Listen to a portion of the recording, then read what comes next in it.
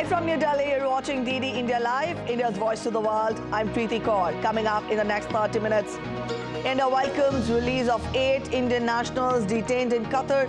7 out of the 8 of them have returned to India.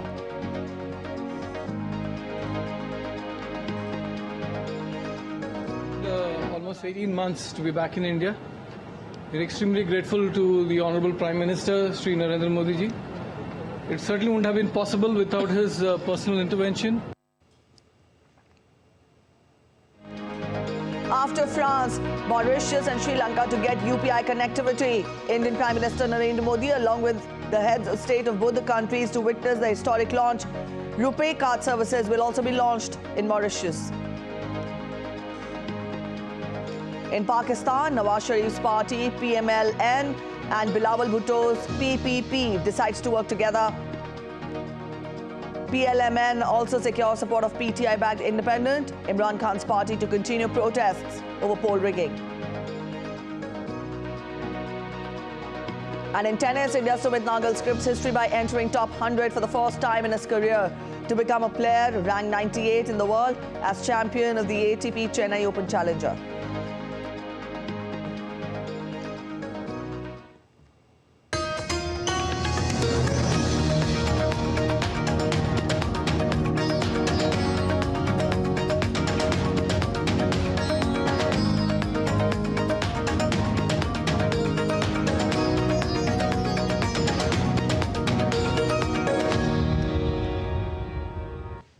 In a significant diplomatic victory, India secured the release of 8 nationals previously convicted to death in Qatar. 7 out of those 8 returned to India this morning. In its official statement, the Ministry of External Affairs welcomed the decision, saying the Government of India welcomes the release of 8 Indian nationals working for Dahra Global Company who were detained in Qatar. 7 out of the 8 of them have returned to India. We appreciate the decision by the Amir of the State of Qatar to enable the release and homecoming of these nationals.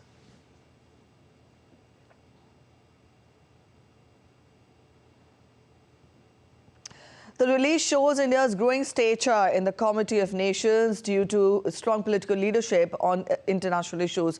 It also depicts Prime Minister Narendra Modi's wider acceptance and global rating among the top world leaders and further his ability to bring all the top leaders of the world on the same page. The recent example being the unanimous adoption of the G20 declaration. One thing this government has always shown is complete solidarity towards any Indians stranded abroad, which even the returnees said upon their arrival. Let's listen in. Without the intervention of Prime Minister Modi, it wouldn't have been. We have waited almost 18 months to be back in India. We're extremely grateful to the Honorable Prime Minister, Sri Narendra Modi ji. It certainly wouldn't have been possible without his personal intervention and that equation with the Emir of Qatar. I think we are grateful to the Government of India, the bottom of our heart, for every effort that has been made, and this day wouldn't have been possible without it. वापस India पहुंच गए हम safe and sound और definitely honourable prime minister Shri Modi को धन्यवाद करना चाहेंगे कि उनके पर्सनल इंटरवेंशन से ये पॉसिबल हुआ और गवर्नमेंट ऑफ कतार के हिज एक्सेलेंसी द अमीर को कि उन्होंने ये होने दिया. Shifting to another significant news of the day, India's Unified Payment Interface, or the UPI services, will be launched in Mauritius and Sri Lanka today. Besides this, RuPay card services will be launched in Mauritius. Indian Prime Minister Narendra Modi, Prime Minister of Mauritius Pravind Jugnauth, and Sri Lankan President Ranil Wickremesinghe will witness the historic launch via video conferencing. The launch will enable availability of UPI settlement services for Indian nationals travelling to Sri Lanka and Mauritius, as well as for Mauritius nationals travelling to India. Further, the extension of RuPay card services in Mauritius will enable Mauritian banks to issue cards based on RuPay mechanism in Mauritius and also facilitate the usage of RuPay card for settlements both in India and Mauritius. Given India's robust culture and people-to-people linkages with Sri Lanka and Mauritius, the launch will benefit a wide cross-section of people through a faster and seamless digital transaction experience and enhanced digital connectivity between the countries. India's Prime Minister Narendra Modi will pay a 2-day visit to the United Arab Emirates beginning Tuesday. During his visit, the Prime Minister will hold wide-ranging talks with President Sheikh Mohammed bin Zayed Al Nahyan and also inaugurate the first Hindu temple in Abu Dhabi. Here's a detailed report by DD India's Meghna Dev. Prime Minister Narendra Modi will pay an official visit to the UAE from 13th to 14th February. Looking at the frequent high-level exchanges between both the leaders, this will be Prime Minister Modi's 7th visit to the UAE since 2015 and the 3rd in the last 8 months. During the visit, Prime Minister will hold bilateral meetings with President of UAE, Sheikh Mohammed bin Zayed Al Nahyan. PM Modi will also meet Vice President of UAE, Sheikh Mohammed bin Rashid Al Maktoum. At his invitation, PM Modi will participate in the World Government Summit 2024 to be held in Dubai as guest of honor and deliver a special keynote address at the summit. On 13th February, PM Modi will be addressing the Indian community at an event, Ahlan Modi, in Zayed Sports City in Abu Dhabi. The event is going to be the biggest Indian community summit in UAE. On 14th February, PM Modi will inaugurate the Baps Mandir, the first Hindu temple in Abu Dhabi. The highly anticipated Baps Hindu Mandir, a magnificent pink sandstone temple built by Bochasa Navasi Akshar Purushottam Swaminarayan Sanstha, boasts intricate carvings and traditional architecture. It will serve as a spiritual sanctuary for the Hindu community in the UAE, estimated to be about 3.5 million. Meghna Dev's report, DD India. The Indian diaspora in the UAE is quite upbeat and is looking forward to Prime Minister Narendra Modi's visit between February 13th and 15th. While this would be the Prime Minister's 7th visit to the UAE since 2015, Indians from across 7 Emirates are eager to hear him speak. DD India's Meghna Dev has filed this report. I'm here at the Zayed Sports City Stadium, where Prime Minister Narendra Modi will be addressing a grand community event filled with people from the Indian diaspora. This is going to be a big landmark for the Indians, and I have been there in this country for last 22 years. We are proud because of the Modi to say we are Indians and Hindus, and also he bring the Baps Hindu Mandir. This is going to be one of the marvelous castle for the country, and it is going to be more than 1,000 years. The people who can remember the all Hindus, they can proudly say that this is because of the Modi. Modi and especially the rulers of the UAE, they have given the land for 15 acres to build a temple in the Middle East and especially in the Muslim countries. The IT Delhi campus is going to be inaugurated here. So our Indian students as well as the UAE student will get a chance to get admitted into the IT campus here. It's a very big achievement for India. Indians, those who are coming here as a travelers, as a tourist, they can pay in the rupee here. That is also a big achievement. The UPI payment is applicable here. It is accessible here. Prime Minister Narendra Modi's visit to UAE, which is going to happen on the 13th and 14th of February, which is going to be his 7th visit to the UAE. He will also be inaugurating the Baps Hindu temple in Abu Dhabi, which will be a testimony of the growing relationship between India and UAE, and also serve as a spiritual sanctuary for the Indian community, the Indian diaspora, which resides in UAE. With camera person Pramod Negi and my colleague Ashwini Mishra, this is Meghna Dev for DD India from Abu Dhabi. Meanwhile, as the Ram Temple in Ayodhya, the ancient holy city in India's Uttar Pradesh state, continues to record a number of visitors and devotees, it has been receiving generous donations, setting new records. In just 15 days since its opening, the temple has received 12.8 crore rupees in offerings, marking a significant increase as compared to pre-consecration ceremony figures. Over 30 lakh devotees visited the temple in 15 days, with the average daily footfall of 2 lakh. Donations have also seen a sharp rise, with the highest single-day collection reaching 3.17 crore rupees on the day of consecration on January 22nd. The average monthly donation before the consecration was 40 to 50 lakh rupees. It has skyrocketed to over 12.8 crore rupees in just 15 days. Secretary General of ASEAN, Kao Kim Horn, arrived at India's capital, New Delhi, on Sunday evening for a 5-day visit. Now, this is the first official visit by Kao to India since he assumed charge in January 2023. During the visit, the Secretary General of ASEAN is scheduled to have meetings with India's External Affairs Minister Dr. S. Jaishankar and other dignitaries in Delhi. He will also deliver a lecture at Sapro House in New Delhi and also address a gathering at Nalanda University in Rajgir. The Nalanda University leads the ASEAN-India network of universities Kao will visit. He will also visit Mabodhi Temple Complex, a UNESCO World Heritage Site in Gaya. Engagement with ASEAN is an important pillar of India's Act East policy, which has entered into its 10th year in 2024, as well as its vision for the wider Indo-Pacific. India supports the priorities set by Lao PDR in its ASEAN chairmanship for the year 2024 under the theme ASEAN, Enhancing Connectivity and Resilience.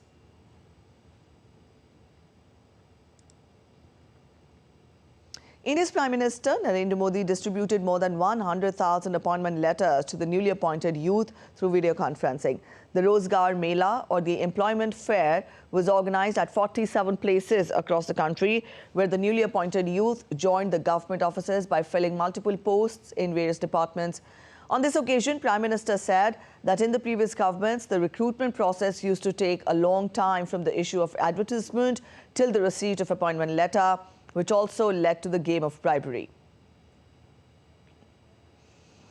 पहले की सरकारों में नौकरी के लिए विज्ञापन जारी होने से लेकर नियुक्ति पत्र देने तक बहुत लंबा समय लग जाता था। इस देरी का फायदा उठाकर उस दौरान रिश्वत का खेल भी जमकर होता था। हमने भारत सरकार में भर्ती की प्रक्रिया को अब पूरी तरह पारदर्शी बना दिया है।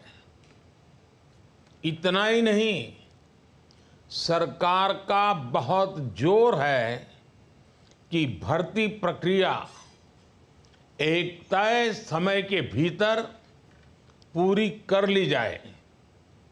इससे हर युवा को अपनी योग्यता साबित करने का समान अवसर मिलने लगा है। Prime Minister also laid the foundation stone of the first phase of the integrated complex called Karma Yogi Bhavan at New Delhi. The Prime Minister said this campus will promote collaboration and synergy between various parts of Mission Karma Yogi. He called for involving the youth and making them allies in nation building. हर युवा के मन में विश्वास है कि वो कड़ी मेहनत और अपनी प्रतिभा के दम पर अपनी जगह बना सकता है। 2014 के बाद से ही हमारा प्रयास रहा है कि नौजवानों को भारत सरकार के साथ जोड़कर उन्हें राष्ट्र निर्माण का सहभागी बनाएं। पहले की सरकार ने अपने 10 साल में जितनी सरकारी नौकरियां दी थी, उससे लगभग 1.5 गुना ज्यादा सरकारी नौकरी भाजपा की सरकार ने अपने 10 साल में दी है। Now, several Indian asset managers are moving or planning to move to India's newly developed high-tech financial hub, the GIFT City, located in the western state of Gujarat, in a bid to get better access to India's capital markets. Some offshore fund business currently operating from financial centers such as Dubai and Singapore are also expected to move into the GIFT City. The asset managers are firming up their plans of relocating to the high-tech hub with an aim to optimally tap the potential of the Indian stock market, which currently moved up to the 4th position globally. The combined value of shares listed on the Indian exchanges reached $4.33 trillion in January this year, overtaking Hong Kong, which stands at $4.29 trillion. The Indian government is also promoting the Gujarat International Finance Tech City, better known as GIFT City, as a gateway for global capital and financial services for the economy, and is trying to attract companies through tax breaks and other incentives. In the Indian state of Bihar, Nitish Kumar-led National Democratic Alliance government will face the floor test on Monday. On the first day of the assembly session, the NDA government will prove the majority claim of the government in the state assembly. A series of meetings were held by the leaders of political parties to thwart any possibility of defection. Parties are trying to flock together their MLAs to rule out the threat of poaching from their rival outfits. National Democratic Alliance leaders have said that they will confidently prove the majority in the House of 243 members. On the other hand, the opposition is tight-lipped over its strategy in the House.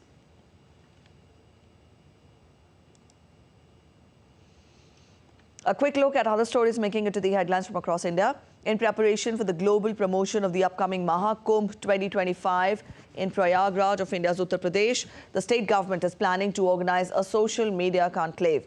This initiative involves collaborating with both governmental and non-governmental agencies to reach a wide audience for the Mahakumbh 2025. The step has been taken to involve the non-governmental agencies also in the preparation.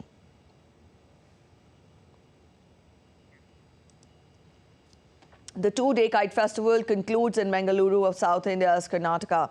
International kite flyers from 13 countries like Thailand, Ukraine, Greece, Estonia, Sweden and others participated in the festival. The ideal conditions of good breeze during the months of January and February make it a perfect time to organize the festival along the coastline of India's Karnataka. In South India's Tamil Nadu, Swarna Murthiswarar Temple, a 350-year-old temple dedicated to Lord Shiva, witnessed the long-awaited revival of its chariot festival after 17 years. In the past years, various reasons have hindered the chariot festival despite efforts to organize it. With the successful trial run, hopes are high for resumption of the chariot festival.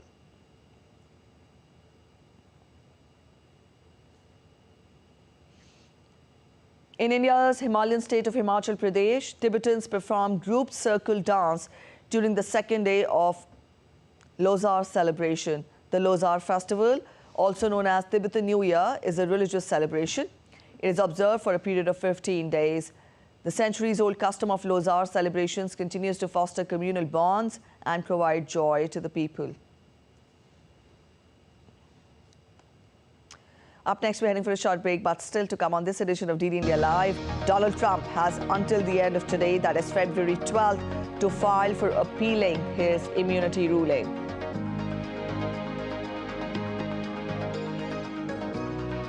Amid citizens fearing for posing safety risks, a self-driving taxi in San Francisco was set on fire.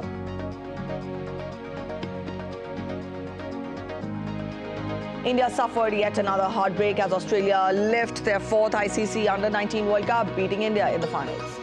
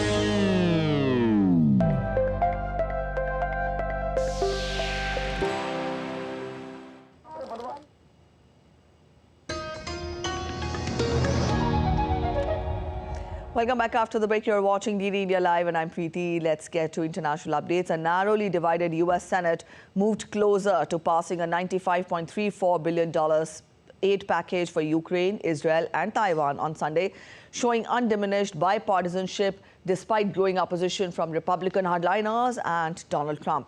The Democratic-led Senate cleared the latest procedural hurdle and moved the foreign aid measure further on towards an ultimate vote in the coming days. Ukraine's defense intelligence claims Russian forces in the occupied Ukraine territory are using Starlink terminals produced by Elon Musk's SpaceX for satellite internet and is beginning to take on a systemic nature. In a statement, Ukrainian Defense Ministry said that the terminals were being used by units like Russia's 83rd Air Assault Brigade, which is fighting in the partially occupied eastern region of Donetsk. The remarks were Ukraine's first official statement about Russia's alleged use of Starlink.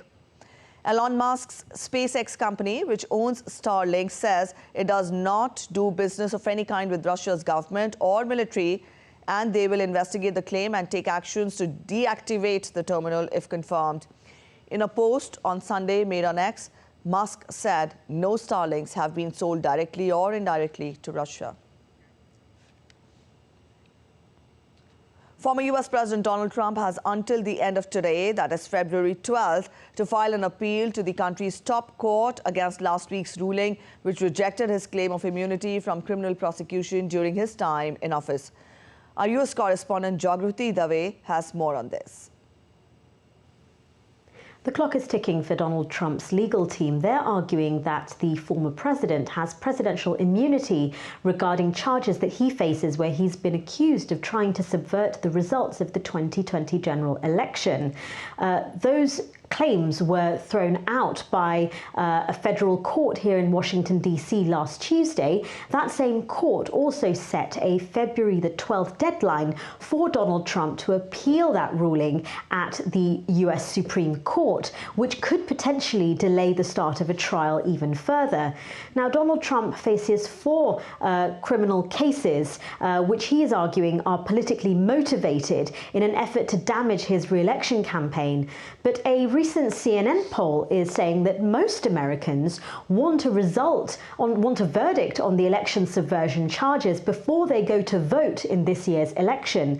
And that same poll is also saying that most people think that Donald Trump is likely to pardon himself should he retake the White House this November. In Washington, Jagrati Dave reporting for DD India. Top Western officials criticized former US President Donald Trump after he suggested the US might not protect NATO allies who are not spending enough on defense from a potential Russian invasion.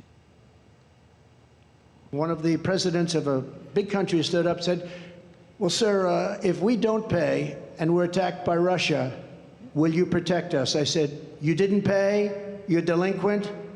He said, yes, let's say that happened. No, I would not protect you. In fact, I would encourage them to do whatever the hell they want. You got to pay. You got to pay your bills. NATO allies such as Polish Defense Minister wrote on X, and I quote, NATO's motto, one for all for one, is a concrete commitment. Undermining the credibility of allied countries means weakening the entire NATO. The 3 main political parties in Pakistan intensified their efforts for the formation of a coalition government after the country faced a hung parliament after general elections marred by allegations of rigging. Pakistan People's Party has agreed to be part of a coalition government on the condition that Bilawal Bhutto Zardari will be made the Prime Minister. Nawaz Sharif-led Pakistan Muslim League Nawaz announces an in-principle consensus on political cooperation between PPP and PMLN to save the country from political stability. Meanwhile, Imran Khan's party, along with some others, held protests in parts of Pakistan amid allegations of widespread vote rigging, targeting Khan's political party and other nationalist groups. They have vowed to continue peaceful protests. Here's Minister of State for External Affairs, Meenakshi Lekhi, on the release of 8 Indian ex-Navy veterans from Qatar. Let's listen in.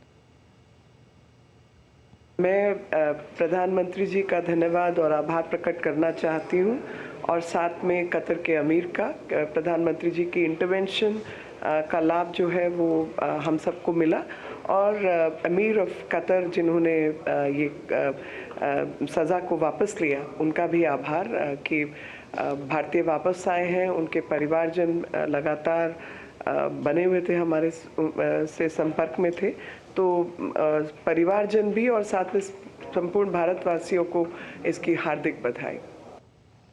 Up next, we take a look at other stories making it to the headlines from across the world. A self-driving taxi in San Francisco was set on fire after being vandalized and set on fire by fireworks. Waymo, Alphabet's autonomous driving unit, is expanding its driverless service in Los Angeles, but faces resistance from lawmakers and citizens who fear the vehicles are unproven and pose a safety risk.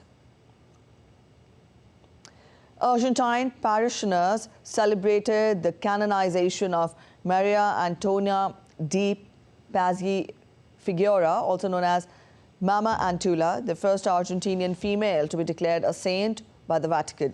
The 18th century consecrated lay woman renounced her family's wealth to focus on charity and the spiritual exercises, including prayers and meditation.